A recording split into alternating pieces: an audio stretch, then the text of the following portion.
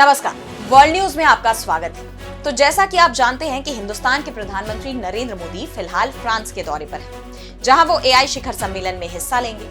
Paris में राष्ट्रपति Emmanuel Macron के साथ पीएम मोदी ने डिनर किया। उनका ये दौरा दोनों देशों के संबंधों को लेकर काफी अहम माना जा रहा है। फ्रांस और हिंदुस्तान के बीच कई अहम समझौतों की भी उम्मीद जताई जा रही है। तो मोदी के फ्रांस दौरे में क्या कुछ है खास, इस पर हम करेंगे विस्तार से चर्चा। लेकिन आइए जरा उन खबरों को भी देख लें जिन पर आगे होगी बात। ट्रंप की हमास को धमकी, अमेरिकी सांसदों ने की बाइडेन प्रशासन के फैसले की जांच की मांग। रूसी विक्ट्री डे परेड के चीफ गेस्ट होंगे शी जिनपिंग, हिंदुस्तान की बढ़ सकती है टेंशन। बांग्लादेश में दिसंबर में होंगे आम चुनाव, यूनुस सरकार ने बीएनपी को दिया भरोसा।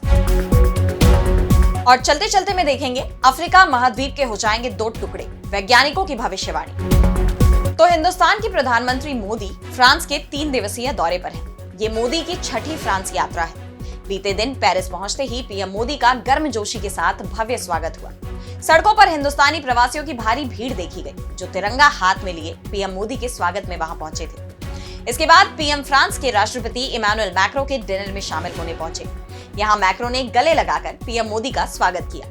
इसकी जानकारी देते हुए पीएम मोदी ने एक्स पर लिखा कि पेरिस में अपने मित्र राष्ट्रपति मैक्रो से मिलकर खुशी हुई। एलिसी पैलेस में आयोजित इस रात्रि भोज में प्रधानमंत्री ने अमेरिका के उपराष्ट्रपति जेडी वेंस से भी मुलाकात की। प्रधानमंत्री कार्यालय ने एक सोशल मीडिया पोस्ट के जरिए ये जानकारी साझा की। इस डिनर में टेक्नोलॉजी क्षेत्र के सीईओ और शिखर सम्मेलन में आमंत्रित कई अन्य दिग्गज भी शामिल हुए। और अब अपनी यात्रा के दूसरे दिन प्रधानमंत्री मोदी एआई शिखर सम्मेलन में हिस्सा लेंगे। हिंदुस्तान इस समिट की सह अध्यक्षता कर रहा है। इसे लेकर फ्रांस के राष्ट्रपति इमैनुअल मैक्रो का कहना है कि वो पीएम मोदी के साथ मिलकर टेक संप्रभुता को बढ़ावा देना चाहते हैं। वैश्विक स्तर पर टेक संप्रभुता उनका और पीएम मोदी का मुख्य एजेंडा है। उन्होंने इस बात पर भी जोर दिया कि हम अमेरिका और चीन के साथ काम तो करना चाहते हैं, लेकिन किसी पर निर्भर नहीं होना चाहते। हिंदुस्तान एक उभरती हुई महाशक्ति है और ये हर साल 10 लाख इंजीनियर प्रोड्यूस करता है, जो कि संयुक्त रूप से यूरोप और अमेरिका से भी ज्यादा है। यानी देखा जाए तो पीएम मोदी का ये दौरा अमेरिका और चीन के लिए बड़ी चुनौती बन सकता है। वहीं इस समिट के दौरान पीएम मोदी विशिष्ट और प्रतिनिधि मंडल स्तरीय दोनों प्रारूपों में चर्चा करेंगे और साथ ही हिंदुस्तान और फ्रांस सीईओ फोरम को संबोधित करेंगे। प्रधानमंत्री का मैक्रो के साथ मार्सेले में हिंदुस्तान के नए महावाणिज्य दूतावास का उद्घाटन करने का भी कार्यक्रम है। दोनों नेता बाद में अंतरराष्ट्रीय थर्मोन्यूक्लियर प्रायोगिक रिएक्टर स्थल कैडारेचे का दौरा करेंगे, जो एक उच्च विज्ञान परियोजना है जिसका हिस्सा हिंदुस्तान भी है। इस बीच खबर ये आ रही है कि हिंदुस्तान का दूसरा सबसे बड़ा हथियार निर्यातक फ्रांस अब हिंदुस्तान से रॉकेट लॉन्चर खरीदने की तैयारी कर रहा है। हिंदुस्तान के रक्षा अनुसंधान और विकास संगठन यानी डीआरडीओ में मिसाइलों और रणनीतिक प्रणालियों के महानिदेशक उम्मा लनेनी राजा बाबू ने कहा कि फ्रांस हिंदुस्तान के पिनाका रॉकेट लॉन्चर के लिए सक्रिय रूप से बातचीत कर रहा है। हालांकि अभी तक कोई सौदा नहीं हुआ है, लेकिन बातचीत जारी है। इस संभावित डील को हिंदुस्तानी रक्षा उद्योग के लिए मील का पत्थर माना जा रहा है। आपको बता दें कि हिंदुस्तान और फ्रांस के रिश्ते को 25 साल पूरे हो चुके हैं। दोनों देशों के बीच व्यापार से लेकर सुरक्षा तक के कई समझौते हुए हैं। ऐसे में अब पीएम मोदी का ये दौरा इन रिश्तों को और मजबूत करने में कारगर साबित हो सकता है। और अब बढ़ते हैं अगली खबर की तरफ, जहां हम बात करेंगे अमेरिका की। तो हिंदुस्तान के पीएम मोदी के अमेरिका दौरे से पहले हिंदुस्तान के उद्योगपति गौतम अदानी का मुद्दा फिर गरमाया हुआ है। 6 अमेरिकी सांसदों ने बाइडेन सरकार के जस्टिस डिपार्टमेंट की तरफ से अदानी ग्रुप के खिलाफ की गई कार्रवाई की जांच की मांग की है। इसे लेकर नए अटॉर्नी जनरल पाम बांडी को लेटर लिखा गया है, जिसमें इन सांसदों ने हिंदुस्तान को अहम साझेदार बताते हुए कहा कि बाइडेन के जस्टिस डिपार्टमेंट की कार्रवाई से अमेरिका को नुकसान पहुंचा है। उन्होंने बाइडेन प्रशासन की कार्रवाई को एक बेवकूफी भरा फैसला बताया, जिससे हिंदुस्तान जैसे अहम साझेदार से अमेरिका के रिश्ते बिगड़ने का डर था। इन्होंने इस पूरी कार्रवाई को एक भटकाने वाला कैंपेन बताया। दरअसल पिछले साल अमेरिका में अदानी समेत 8 लोगों पर अरबों रुपए की धोखाधड़ी के आरोप लगे थे। कोर्ट में दाखिल आरोप पत्र के तहत हिंदुस्तान में रिन्यूएबल एनर्जी की प्रोजेक्ट गलत तरीके से हासिल किए गए। इसके लिए सरकारी अधिकारियों को $250 मिलियन यानी लगभग 2029 करोड़ रुपए रिश्वत देने की योजना बनाई गई। लेकिन अब इस मामले में पासा पलटता दिखाई दे रहा है। वैसे ट्रंप के इस फैसले से अदानी को जरूर राहत मिलती दिखाई दे रही है, लेकिन ट्रंप के दूसरे फैसले ने हिंदुस्तान की चिंता बढ़ा दी है। ट्रंप ने स्टील के आयात पर 25% का टैरिफ लगा दिया है, जिससे हिंदुस्तान में टाटा स्टील सहित तमाम स्टील कंपनियों के शेयर में जबरदस्त गिरावट आई है।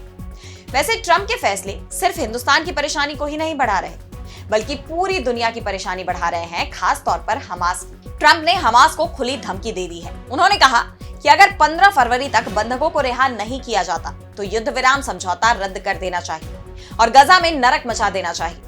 उन्होंने कहा कि यह फैसला इजराइल को करना है और वो ऐसा कर सकता है। ट्रंप का यह बयान हमास की बंधकों की रिहाई रोकने की धमकी के बाद आया है, जिससे 19 जनवरी को प्रभावी हुए 6 हफ्ते के युद्ध विराम पर खतरा मंडराने लगा है। दरअसल हमास ने इजराइल पर सीजफायर समझौते के उल्लंघन का आरोप लगाते हुए कहा कि अगली निर्धारित बंधकों की रिहाई तब तक स्थगित रहेगी जब तक कि इजराइल सीजफायर समझौते का पालन नहीं करता और पिछले हफ्तों की भरपाई नहीं करता, जिस पर अब ट्रंप ने हमास को अल्टीमेटम दे दिया है। वहीं गजा के पुनर्निर्माण को लेकर अपने प्लान पर ट्रंप ने कहा कि उनके गजा प्लान में फिलिस्तीनियों को गजा में वापस लौटने का कोई अधिकार नहीं होगा। ट्रंप ने इसमें गजा के निवासियों का ही फायदा बताया कि उन्हें दूसरी जगह पर बेहतर तरीके से बसाया जाएगा, लेकिन उनके इस बयान ने एक बार फिर उनके प्लान के विरोध को भड़का दिया है और वो यही नहीं रुके। इसके आगे ट्रंप ने उन देशों को भी चेतावनी दी जो गजा के लोगों को अपने देश में बसाने से इनकार कर रहे थे। ट्रंप ने कहा कि अगर वे देश फिलिस्तीनियों को अपने यहाँ जगह नहीं देते तो मैं उनकी सहायता रोक दूंगा। बताते चले कि ट्रंप ने फिलिस्तीनियों को मिस्र और जॉर्डन में स्थायी रूप से बसाने का प्रस्ताव दिया था, लेकिन जॉर्डन समेत उस इलाके में मौजूद अन्य देशों ने ट्रंप के इस सुझाव का विरोध किया है, जिस पर अब ट्रंप का यह बयान सामने आया है। साफ है, अमेरिका की वजह से गजा को लेकर एक और जंग छिड़ सकती है। और अब अगली खबर में बात होगी रूस चीन की बढ़ती नजदीकियों की। तो रूस हिंदुस्तान का काफी अच्छा दोस्त माना जाता है, जबकि चीन के साथ हिंदुस्तान के रिश्ते काफी तनावपूर्ण रहे हैं। इस बीच अब चीन और रूस में दोस्ती बढ़ने की खबरें सामने आ रही हैं, जिससे हिंदुस्तान की चिंता बढ़ सकती है। दरअसल रूस में विक्ट्री डे परेड की तैयारियां चल रही हैं। रूसी राष्ट्रपति व्लादिमीर पुतिन ने इस परेड में चीनी राष्ट्रपति शी जिनपिंग को बतौर मुख्य अतिथि आमंत्रित किया है। इसे रूस और चीन के बीच मजबूत होते संबंधों के सबूत के तौर पर देखा जा रहा है। रूसी सरकारी समाचार एजेंसी टास ने कहा कि चीनी राष्ट्रपति शी जिनपिंग ने द्वितीय विश्व युद्ध में नाजी जर्मन पर सोवियत विजय के स्मरणोत्सव में भाग लेने के लिए रूस के निमंत्रण को स्वीकार कर लिया है। आगे बढ़ने से पहले आपको बताते हैं कि रूस में क्यों मनाया जाता है विक्ट्री डे परेड। तो सोवियत संघ ने द्वितीय विश्व युद्ध में 27 मिलियन लोगों को खो दिया, जिसमें यूक्रेन के कई मिलियन लोग शामिल थे।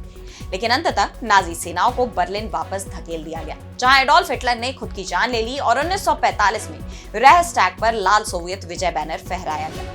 नाजी जर्मनी का बिना शर्त आत्मसमर्पण 8 मई 1945 को रात 11:01 पर लागू हुआ, जिसे फ्रांस, ब्रिटेन और संयुक्त राज्य अमेरिका की तरफ से यूरोप में विजय दिवस के रूप में चिन्हित किया गया। और मॉस्को में यह पहले से ही 9 मई था, जो सोवियत संघ का विजय दिवस बन गया, जिसे रूसियों ने 1941 से 45 का महान देशभक्तिपूर्ण युद्ध कहा। यानी रूस के इतिहास में इस दिवस का महत्व अलग ही है। ऐसे में इस परेड में चीनी राष्ट्रपति शी जिनपिंग का शामिल होना रूस और चीन की बढ़ती दोस्ती के रूप में देखा जा रहा है, और वो भी तब जब अमेरिका की तरफ से चीन पर ताबड़तोड़ टैरिफ लगाया जा रहा है।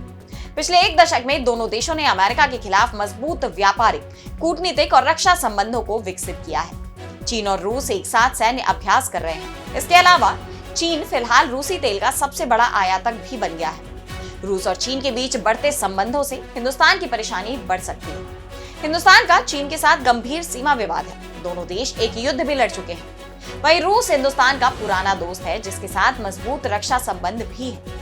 लेकिन अब चीन और रूस का साथ आना हिंदुस्तान की टेंशन को बढ़ा रहा है। और अब अगली खबर में बात बांग्लादेश की। तो बांग्लादेश में तख्तापलट के बाद से ही ये चर्चा जारी है कि बांग्लादेश में आम चुनाव आखिर कब होंगे, और अब इसका जवाब सामने आ गया है। बीएनपी महासचिव मिर्जा फखरुल इस्लाम आलमगीर ने बांग्लादेश की अंतरिम सरकार के प्रमुख मोहम्मद यूनुस के साथ बैठक के बाद पत्रकारों से बताया कि मोहम्मद यूनुस ने हमें बताया कि वो दिसंबर तक चुनाव कराने के लिए काम कर रहे हैं और दिसंबर तक देश में चुनाव कराए जाएंगे।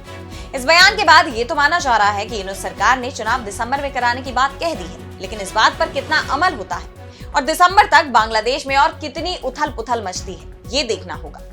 वहीं इस बीच हिंदुस्तान के बांग्लादेश के साथ जारी तनाव को लेकर दोनों देशों के बीच द्विपक्षीय वार्ता होने की खबर सामने आ रही है। बांग्लादेश के विदेश मामलों के सलाहकार मोहम्मद तौहीद हुसैन हिंदुस्तान के साथ द्विपक्षीय संबंधों में और तनाव को रोकने की कोशिशों के तहत अगले हफ्ते ओमान में हिंद महासागर सम्मेलन के दौरान विदेश मंत्री एस जयशंकर के साथ बैठक कर सकते हैं। 8वां हिंद महासागर सम्मेलन 16 और 17 फरवरी को मस्कट में आयोजित होने वाला है और इसी बैठक में ये वार्ता होने की उम्मीद जताई जा रही है। नई दिल्ली के रिसर्च सेंटर इंडिया फाउंडेशन की तरफ से ओमान के विदेश मंत्रालय के सहयोग से आयोजित ये सम्मेलन क्षेत्रीय संवाद के लिए एक प्रमुख मंच के रूप में काम करता है। प्रोथम आलो अखबार की खबर के मुताबिक दोनों नेताओं के बीच सम्मेलन के दौरान बैठक तय है। ऐसे में अब देखना होगा कि इस बैठक से क्या निकलकर सामने आता है। और अब चलते चलते में देखेंगे, अफ्रीका महाद्वीप के हो जाएंगे 2 टुकड़े, वैज्ञानिकों ने की भविष्यवाणी। पृथ्वी के अंदर लगातार बदलाव हो रहे हैं। इंसानों के लिए ये बदलाव भले ही लाखों करोड़ों सालों में हो, लेकिन प्रकृति के लिए ये बदलाव बिजली की रफ्तार से हो रहे हैं। ताजा स्टडी में पता चला है कि अफ्रीका में एक बड़ी दरार लगातार चौड़ी हो रही है, जिससे काफी तेज रफ्तार से पृथ्वी के सतह के नीचे गहरे बदलाव हो रहे हैं। टेक्टोनिक फोर्स उम्मीद से कहीं ज्यादा की रफ्तार से जमीन को एक नया आकार दे रही है। इस बदलाव का नतीजा ये बन रहा है कि धरती पर एक नए महासागर के निर्माण का रास्ता साफ हो रहा है। वैज्ञानिकों ने पता लगाया कि अफ्रीका के फटने से दुनिया में एक नए महासागर का निर्माण होगा। वैज्ञानिक पृथ्वी के अंदर हो रहे इस बदलाव पर बारीकी से नजर रख रहे हैं। इसके अलावा भी हमारे पैरों के नीचे क्या बदलाव हो रहे हैं, वैज्ञानिक उसका पता लगाने के लिए दिन रात काम कर रहे हैं। वैज्ञानिकों का मानना है कि जब अफ्रीका महाद्वीप पूरी तरह से टूट जाएगा और नए महासागर का वहां निर्माण होगा, जिससे हमारी पृथ्वी का नक्शा हमेशा हमेशा के लिए बदल जाएगा। दुनिया का भविष्य बदल जाएगा और इसके काफी गहरे असर होंगे। वैज्ञानिकों की रिसर्च के मुताबिक ये प्रक्रिया, जिसके बारे में पहले अनुमान लगाया गया था कि ये करोड़ों सालों तक चलने वाला है, वो अब सिर्फ 10 लाख साल या इससे भी कम वक्त में पूरा होने वाला है।